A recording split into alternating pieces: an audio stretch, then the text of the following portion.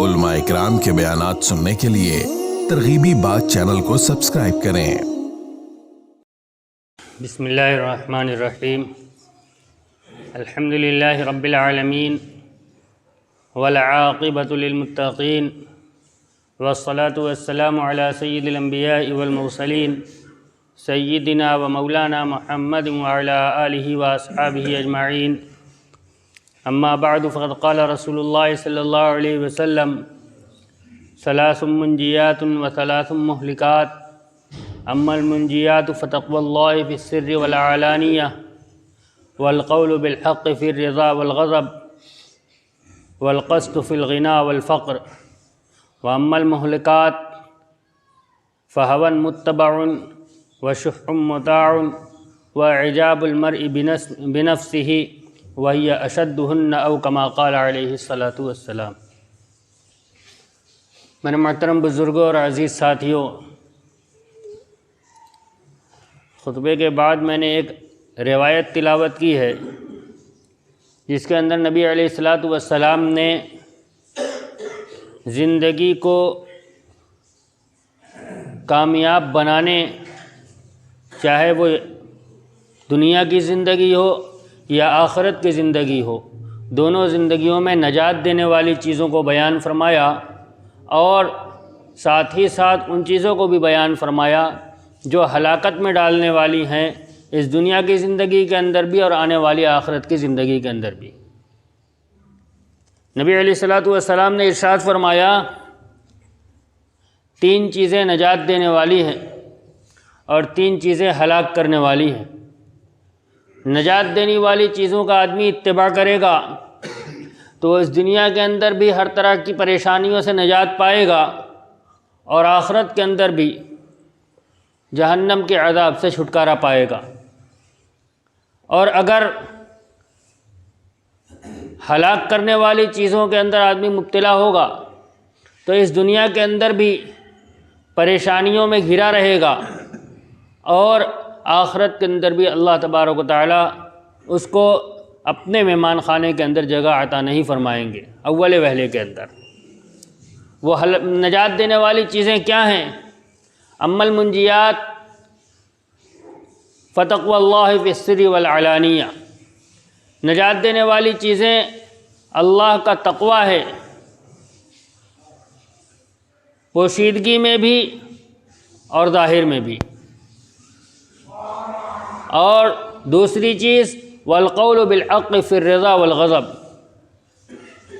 سچی بات بولنا، چاہے آدمی رضا کے عالم میں ہو، خوشی کے عالم میں ہو، رضامندی کی حالت ہو یا غصے کے اندر ہو، ناراض ہو، تب بھی۔ اور تیسری چیز آپ نے بیان فرمائی والقسط فی الغنا والفقر، چاہے مالداری کے اندر ہو چاہے فقیری کے اندر ہو، میانہ روی کو ہاتھ سے جانے نہ دے۔ اور ہلاک کرنے والی چیزیں جو ہیں اما المہلکات فہوى متبع، وہ خواہش جس کی اتباع کی جائے، وشح مطاع، ایسا لالچ جس کی اطاعت کی جائے۔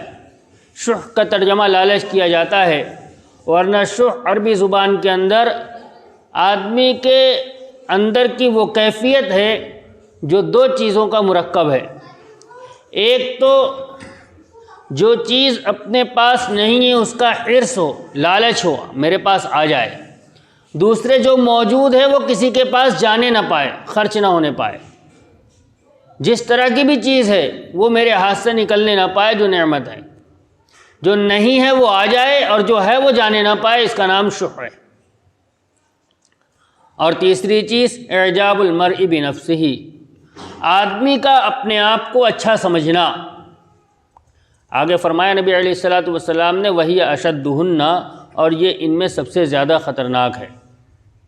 تیسری چیز آدمی کا اپنے آپ کو اچھا سمجھنا، یہ سب سے زیادہ خطرناک ہے۔ پہلی چیز جو نبی علیہ الصلاۃ والسلام نے بیان فرمائی نجات دینے والی چیزوں میں، وہ فتقوی اللہ فی السر والعلانیہ، اللہ کا تقوی اختیار کرنا پوشیدگی میں بھی چھپی ہوئی چیزوں میں بھی اور ظاہری چیزوں میں بھی۔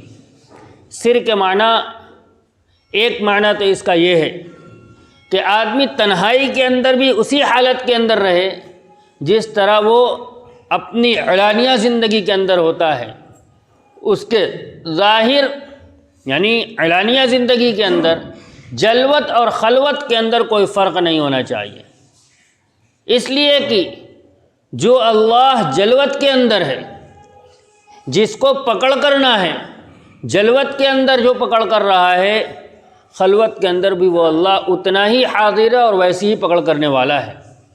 لہذا اللہ کا تقویٰ کے معنی آتے ہیں وقایتی وقایتن کے معنی بچنا۔ تقویٰ کے اصل معنی ہے اللہ کے منع کردہ چیزوں سے بچ جانا۔ اب اسی کے اندر آ جاتا ہے الامتثال بالاوامر۔ نماز پڑھنا اللہ کا حکم ہے، لہذا نماز نہ پڑھنے سے بچنا اور نماز پڑھ لینا یہ تقویٰ ہے۔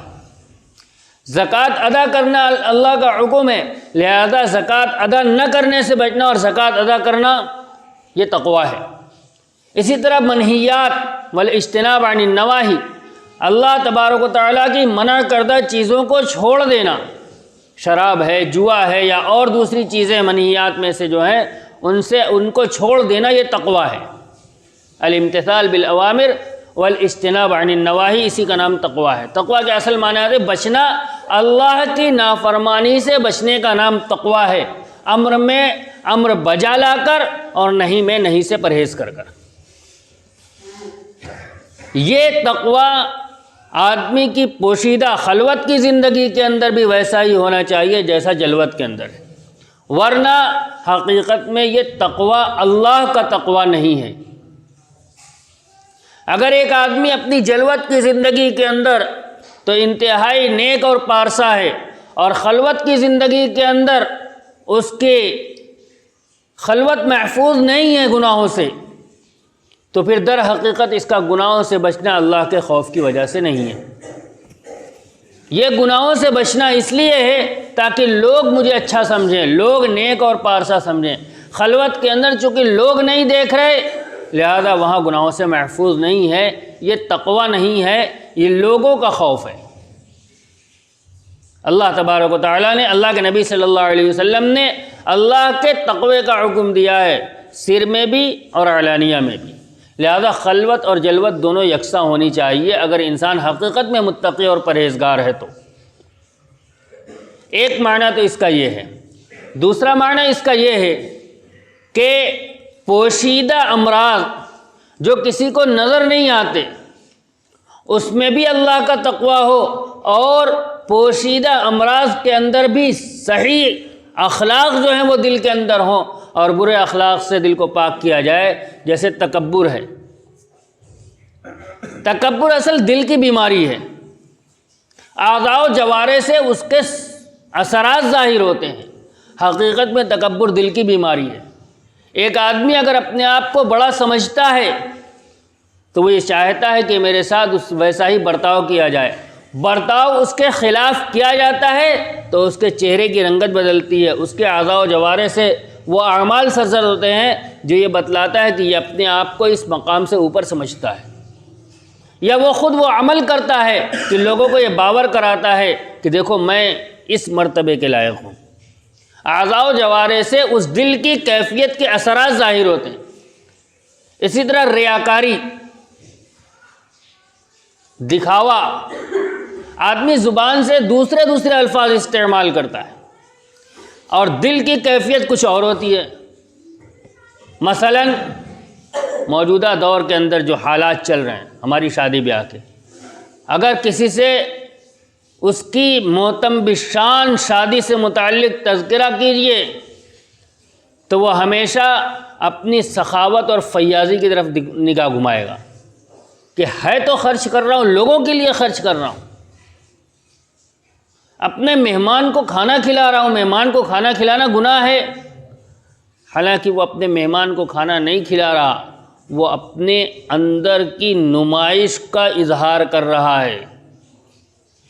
اندر جو ریا بیٹھی ہوئی ہے نا کہ میرا پیسہ نظر کیسے آئے گا اگر میں نہیں خرچ کروں گا تو، یہ اندر کی خواہش پر عمل کر رہا ہے اور اس کے اوپر پردہ ڈال رہا ہے دینداری کا.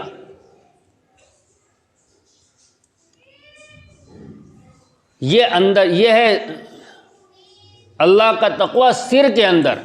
یہاں ریاکاری نہیں ہونی چاہیے. نماز پڑھ رہا ہے، انتہائی خشوع خضوع کے ساتھ نماز پڑھ رہا ہے، دیکھنے والے سمجھ رہے ہیں بہت اچھی نماز پڑھ رہا ہے، لیکن کیوں پڑھ رہا ہے؟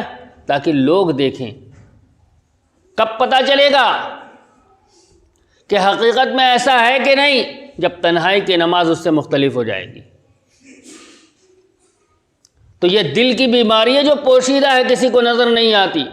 اللہ کے نبی صلی اللہ علیہ وسلم نے ارشاد فرمایا لا يدخل الجنت من کان فی قلبہ مثقال حبۃ من خردل من کبر. جس کے دل کے اندر رائی کے دانے کے برابر تکبر ہوگا وہ جنت کے اندر داخل نہیں ہوگا. اب تکبر کی بہت ساری مثالیں ہیں. نبی علیہ الصلوۃ والسلام نے ارشاد فرمایا لا يدخل الجنت من جر ثوبہ خیلاء. ایسا شخص جنت کے اندر داخل نہیں ہوگا جو اپنا کپڑا تکبر کی وجہ سے گھسیٹے. اب اس روایت کا مطلب کیا ہے؟ اس روایت کا مطلب یہ ہے کہ کپڑا اگر ٹخنے سے نیچے ہو گیا، چونکہ عرب کے اندر یہ مرض تھا کہ جو جتنا بڑا چودھری ہوتا تھا اس کی لنگی اتنی نیچی ہوتی تھی، تو ان کے یہاں عام معمول یہ تھا کہ جو جتنا بڑا متکبر ہوتا تھا اس کا کپڑا اتنا نیچے ہوتا تھا. تو یہ جو منجر ثوبہ خیلاء یہ حقیقت حال بیان کرنے کے لیے کہ چونکہ ایسا ہوتا ہے کہ کپڑا لٹکانے والا متکبر ہی ہوتا ہے، اس لیے جو کپڑا لٹکائے گا وہ جنت کے اندر نہیں جائے گا. اب موجودہ زمانے کے اندر ہم آ جائیں تو ہمارے کہنے والے لوگ کہہ سکتے ہیں کہ ہم تکبر کی وجہ سے ایسا نہیں کرتے. اللہ کے نبی صلی اللہ علیہ وسلم سے سوال کیا گیا تکبر کیا چیز ہے؟ تو آپ نے ارشاد فرمایا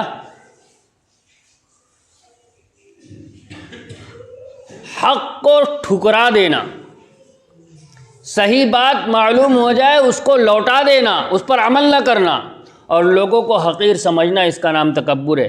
نبی علیہ الصلوۃ والسلام فرما رہے ہیں کہ ہمارا لباس ٹخنے سے اوپر ہونا چاہیے. ہم اگر اس کی تعویل کرتے ہیں، اس کی وجہ بیان کرتے ہیں کہ ہم ایسا کیوں کرتے ہیں اور نبی صلی اللہ علیہ وسلم نے کیوں فرمایا تھا، یہ حق کو ٹھکرانا، اسی کا نام تکبر ہے. لہذا تکبر یہ دل کی بیماری ہے، لیکن کسی کو پتہ نہیں ہے. معلوم کب ہوگا؟ وہ اعضاء و جوارح سے اس کے اثرات ظاہر ہوتے ہیں. تکبر دل کے اندر ہوتا ہے. اور اعضاء و جوارح سے جو گناہ ہوتے ہیں وہ علانیہ گناہ ہیں. جھوٹ بول رہا ہے، سامنے نظر آ رہا ہے جھوٹ بول رہا ہے. اسی طرح بدگمانی، نبی علیہ اللہ تبارک و تعالی نے ارشاد فرمایا یا ایھا الذین آمنوا اجتنبوا کثیرا من الظن ان بعض الظن اثم ولا تجسسوا ولا یغتب بعضکم بعضا. کہ اے لوگوں بہت زیادہ گمان کرنے سے بچو. کیوں؟ ان بعض الظن اثم، اس لیے کہ بعض گمان گناہ ہیں. ایاکم والظن فان الظن اکذب الحدیث. اللہ کے نبی صلی اللہ علیہ وسلم نے ارشاد فرمایا بدگمانی سے بچو، اس لیے بدگمانی سب سے بڑا جھوٹ ہے. فلاں آدمی میری طرف دیکھ کے ہنس رہا تھا، میرے متعلق گفتگو ہو رہی تھی، میری برائی ہو رہی تھی، پتہ نہیں وہ کیا کر رہا تھا کیا نہیں کر رہا تھا، ہم نے طے کر لیا. فرمایا سب سے جھوٹی بات ہے. ایاکم والظن فإن الظن اکذب الحدیث. اور یہ بدگمانی اندر ہوتی ہے، اعضاء و جوارح سے اس کے اثرات ظاہر ہوتے ہیں. تقوی اللہ فی السر والعلن، خلوت اور جلوت کی زندگی یکساں ہو، اور وہ بیماریاں جو دل کی ہیں وہ بھی ہمارے اندر نہیں ہونی چاہیے، اور وہ بیماریاں جو اعضاء و جوارح کی وہ بھی ہمارے اندر نہیں ہونی چاہیے. دوسری بات آپ نے ارشاد فرمائی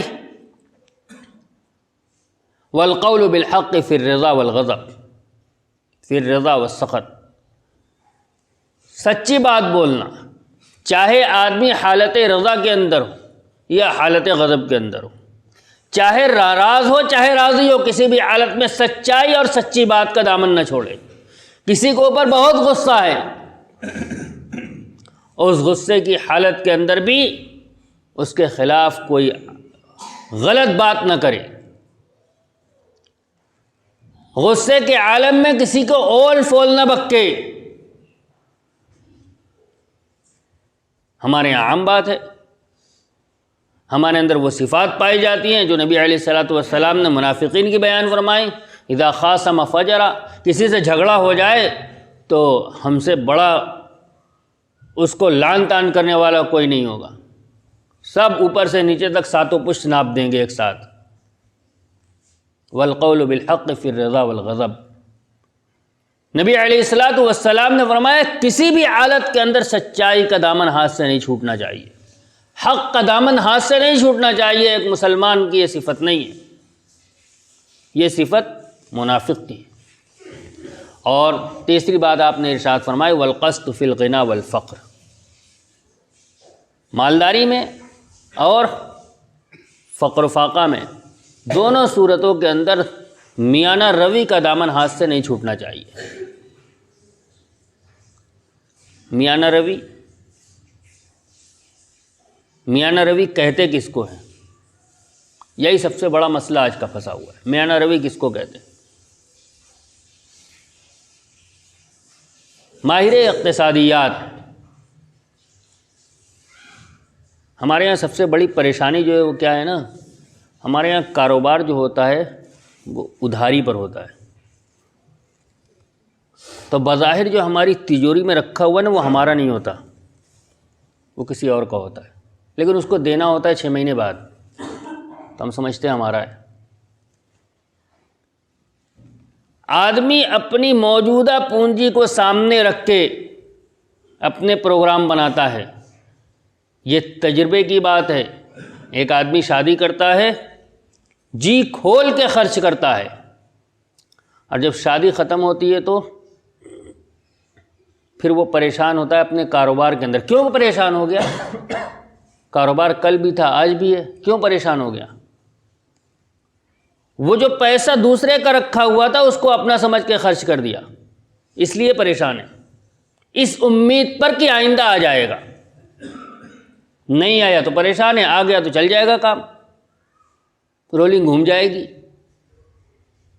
ماہر اقتصادیات جو ہیں وہ اس پیسے کو اپنا تصور نہیں کرتے۔ آپ جب بھی کبھی، میں اس لائن کا تو آدمی نہیں ہوں لیکن سمجھتا ہوں کہ ایسا ہی ہوتا ہوگا، جب ہم اپنا لیجر اور کھاتا بناتے ہیں تو کیا لینا ہے اور کیا دینا ہے کب سے کوئی مطلب نہیں ہوتا، کب لینا ہے وہ ہمارا ہے اور کب دینا ہے وہ دوسرے کا ہے، مائنس پلس کرنے کے بعد تب طے کیا جاتا ہے یہ اتنا بچا یہ ہمارا ہے۔ ماہر اقتصادیات کے نزدیک ادھار اور نقد کوئی چیز نہیں ہوتی، کیا لینا اور کیا دینا یہ اصل ہوتا ہے۔ ہم نے اس اصول کو چھوڑ کے اپنے آپ کو مالدار سمجھنا شروع کیا، کل کو اسی میں پریشان ہو جاتے ہیں۔ بات میری دوسری طرف چلی گئی، میں عرض یہ کر رہا تھا کہ میانہ روی اختیار کی جائے۔ میانہ روی کہاں؟ جو معاشرے کے اندر متوسط طبقہ ہے اس کی رعایت میں، جیسا وہ کھاتا ہے جیسا وہ پہنتا ہے ویسا استعمال کرنا، یہ میانہ روی ہے۔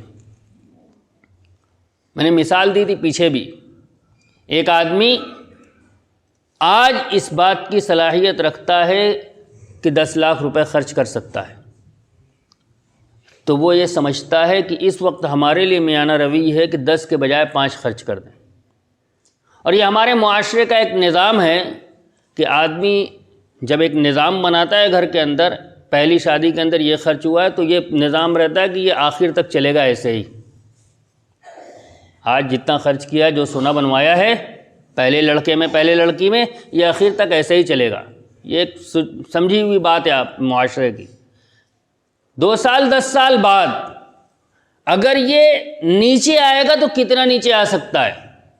کوئی ضروری ہے کہ دوبارہ وہ 5 لاکھ خرچ کرنے کے قابل رہے؟ وہ اس سے نیچے بھی آ سکتا ہے۔ اگر یہ 5 لاکھ روپے خرچ کرنا 10 کے مقابلے میں میانہ روی ہوتی تو یہ 5 پہ قادر ہوتا، کہاں جائے گا؟ وہاں جائے گا کہ اگر گر کے ہم جو آج مالدار کی فہرست میں شامل ہیں، کل کو اگر ہم غریب کی فہرست میں شامل ہو جائیں تو بھی ہم خرچ کر سکیں، اس کا نام توسط ہے۔ درمیان میں نہیں، آج مالدار کی فہرست میں، کل ہم غریب کی فہرست میں آ جائیں، متوسط میں بھی نہ رہیں، تب بھی ہمارے پاس گنجائش ہوگی کہیں سے انتظام کر کے ہم اتنا خرچ کر سکیں، اس کا نام میانہ روی ہے۔ اور جو آدمی اس پر رہے گا، لیس الغنا کالقصد، اللہ کے نبی صلی اللہ علیہ وسلم نے ارشاد فرمایا میانہ روی سے بڑی مالداری کوئی نہیں ہے۔ یعنی غنا کے اصل معنی ہوتے ہیں بے نیازی کے۔ جو آدمی میانہ روی پر چلے گا وہ ہمیشہ دوسروں سے بے نیاز رہے گا، وہ کبھی محتاج نہیں ہوگا۔ اور جو میانہ روی کو چھوڑے گا، تقدیر ہے، آج زمانہ ہے ہمارا عروج پر، کل رہے گا نہیں رہے گا پتہ نہیں، آج کا بادشاہ کل کا فقیر، کل کا فقیر آج کا بادشاہ، ہم اپنی زندگی میں دیکھتے رہتے ہیں۔ تو جو میانہ روی پہ رہے گا، آج کا بچا ہوا کل اس کے کام آئے گا۔ اور اسی کو ماہر اقتصادیات، پوری ماہر اقتصادیت پوری دنیا کی اسی پر منحصر ہے کہ اچھے وقت میں بچایا جائے تاکہ برے وقت میں وہ کام آئے، اسی کا نام اقتصاد ہے۔ پوری اقتصادیات اسی ایک قول کے اوپر ٹھہری ہوئی ہے، والقسط فی الغنا والفقر۔ یہ نبی علیہ الصلوۃ والسلام نے تیسری بات ارشاد فرمائی، اگر آدمی ان تین چیزوں پر عمل کر لے، ان تین چیزوں کو اپنی زندگی کا جز بنا لے، تو اس دنیا کے اندر بھی کامیاب رہے گا، اس دنیا کے اندر بھی سکون کی زندگی گزارے گا، اور آخرت کے اندر تو اللہ تبارک و تعالیٰ جو اجر دیں گے وہ تو ہے ہی۔ باقی تین چیزیں نبی علیہ الصلوۃ والسلام نے بیان فرمائے جو ہلاک کرنے والی ہیں۔ روایت کا ایک مرتبہ پھر سے ترجمہ کر کے اپنی بات ختم کرتا ہوں، مہلکات پر گفتگو انشاءاللہ آئندہ ہفتے ہوگی۔ اللہ کے نبی صلی اللہ علیہ وسلم نے ارشاد فرمایا، ثلاث منجیات و ثلاث مہلکات، تین چیزیں نجات دینے والی ہیں، تین چیزیں ہلاک کرنے والی ہیں۔ نجات اما المنجیات، بہرحال وہ چیزیں جو نجات دینے والی ہیں، تو فتقوی اللہ فی السر والعلانیہ، پوشیدہ میں اور علانیہ دونوں صورت کے اندر اللہ کا تقوی اختیار کرنا، والقسط فی والحق والقول بالحق فی الرضا والغضب، رضامندی اور ناراضگی دونوں عالم کے اندر سچی بات کا، سچائی کا دامن نہ چھوڑنا، اور تیسرے مالداری میں اور فقیری میں دونوں عالم میں میانہ روی کو ہاتھ سے نہ جانے دینا۔ اما المہلکات، وہ چیزیں جو ہلاک کرنے والی ہیں، فہوا متبع، وہ خواہش جس کی اتباع کی جائے، وشح مطاع، وہ لالچ جس کی اطاعت کی جائے، اور آدمی کا اپنے آپ کو اچھا سمجھنا، وہی اشد نبی علیہ الصلوۃ والسلام نے اخیر میں ارشاد فرمایا، اپنے آپ کو اچھا سمجھنا یہ سب سے خطرناک ہے۔ اللہ تبارک و تعالی ہمیں توفیق عطا فرمائے۔ وآخر دعوانا الحمدللہ رب العالمین۔